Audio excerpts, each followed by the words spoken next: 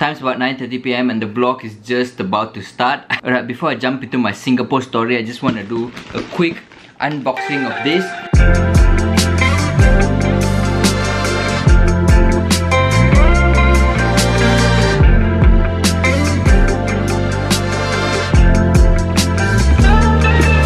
Alright, without further ado, this is the unboxing of the secret. Actually, I kind of know what's inside, Leila, but let's, for the sake of suspense, I'm not gonna mention what's inside here. I'm just gonna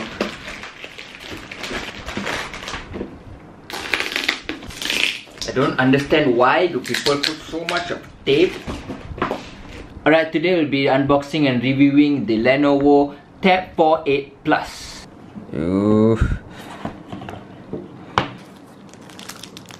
Okay, I'm gonna put it over here first. Let's just go through the documentation of it. The user manual, some Chinese sticker thing, serial number. This is the power adapter. This must be the cable.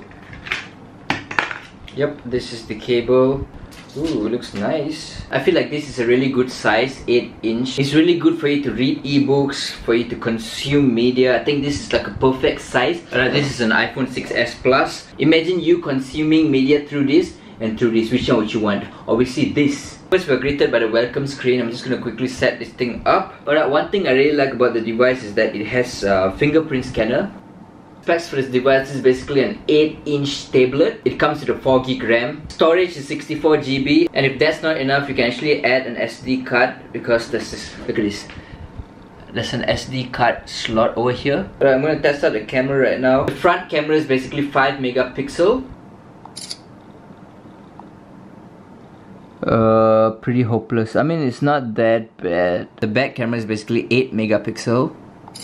Honestly, I don't really like the picture quality. If you guys want to get the tablet just for the sake of pictures, please don't do that. Another feature for this device is that you get to do multi-screen. I mean, it's not like a new thing.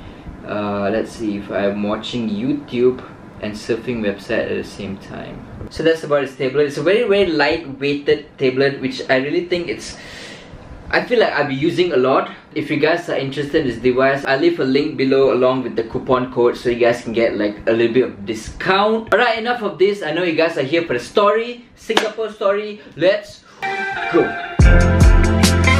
Time's about 8 in the morning. I'm up early, super early. I only had 4 hours of sleep last night. So I was in Singapore for 4 days. Day 1 already blocked out the whole day. Day 2 started off super early in the morning. Took Singapore's MRT system, which by the way is so freaking efficient. My destination was the Pixel Studio. The reason why I was in Singapore is because I was invited to attend there were participants from 10 different ASEAN countries and I represented my country, Malaysia. Day 1 was pretty chill. We got to know each other. We were told what is expected out of us from the workshop, and the goal was to produce 2 separate videos that highlighted the main dish of each ASEAN country. So it's sort of like a collaboration between ASEAN countries through food. We were then divided into 2 teams. I was in team A, and within my group I was assigned the task to operate the B camera, which is the cutaways and B-rolls and stuff, and also to be the editor of the video. The first activity was to brainstorm to come up with an idea. We had like half an hour for us to come up with a rough idea, and this guy right here, his name is Anthony. He was the director for my team. He shoots videos and photos for celebrities and big names, but the name that got my attention was Casey Neistat. He has actually met Casey Neistat before, and that's like, yo, like, I want to meet Casey Neistat as well. Anyways, moving on. This was the camera that was given to me to shoot all the B-rolls and cutaways. Honestly, I've never used a Sony camera before, so I had to familiarize myself with this device. Once everyone was ready, we hopped on a bus for location recce. We visited Little India and Chinatown just to get a feel of what we're gonna shoot the next day. Moving on to day 2. Day 2 was the most tiring day because that was when the actual work was done. I honestly didn't vlog a lot because I was super busy. I had another camera on my hand, but the best part of the day was lunch because I got to witness my friends from Thailand and Vietnam eat Indian food. How Thailand people eat papadum. How's it? How does a Vietnamese eat papadum? Let me try. Curry chicken.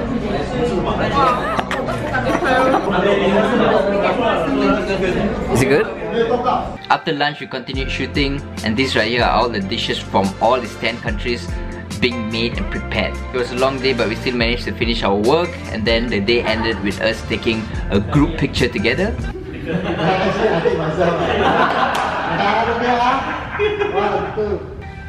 Day 3 was more chill. It was more towards post-production, which I was heavily involved because I was the editor for Team A. Of course, being the last day, there were a lot of speeches, there were a lot of feedbacks, and we also premiered our rough cut for both the teams. Both these videos will be showcased in front of ministers from all of these ASEAN countries. I'm not allowed to show you the video. I'm not even allowed to have the copy of the video, but somewhere in May they'll send a link of the final product of the video, and I'll definitely share it with you guys. So yeah, that was my Singapore story. It was definitely a good experience. It's really interesting when you have different cultures and religion and races come together and collaborate on a project. But of course, at the end of the day, there were a lot of things I've learned throughout the workshop in terms of producing content. But to me, the best part of all is just meeting all these new friendly faces. But before I end this video, I just want to introduce my cactus to you guys. Let me introduce Krishnamurti in the vlog for the very first time. This is my cactus Krishnamurti. He has an Instagram account, so go follow him. Okay, let's make it 1,000 followers for Krishnamurti. Let's go.